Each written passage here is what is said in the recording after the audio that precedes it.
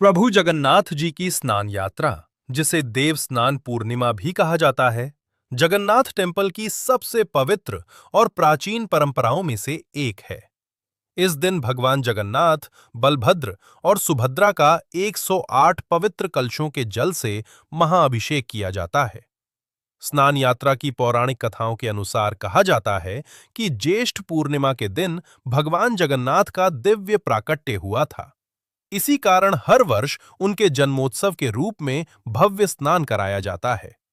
एक अन्य मान्यता के अनुसार भगवान ने भक्तों को यह संदेश दिया कि जैसे मनुष्य शरीर और आत्मा की शुद्धि के लिए स्नान करता है, वैसे ही ईश्वर भी लोक कल्याण के लिए इस दिव्य लीला का प्रदर्शन करते हैं। 108 कलशों का रहस्य। 108 संख्या सनातन धर्म में अत्यंत शुभ मानी जाती है।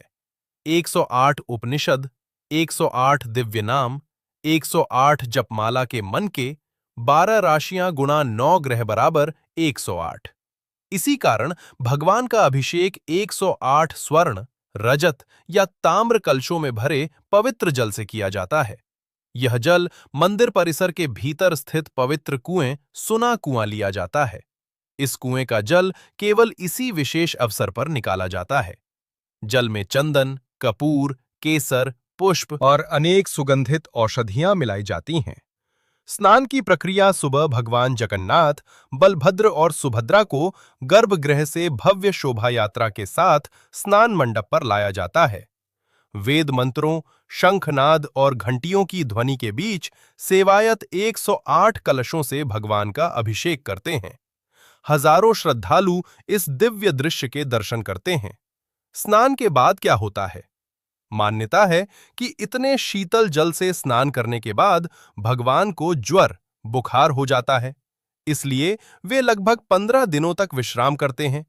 इस अवधि को अनवसरा कहा जाता है। इस दौरान मंदिर के मुख्य दर्शन बंद रहते हैं और भगवान को औषधीय पेय, फल तथा आयुर्वेदिक उपचार अर्पित किए जाते हैं।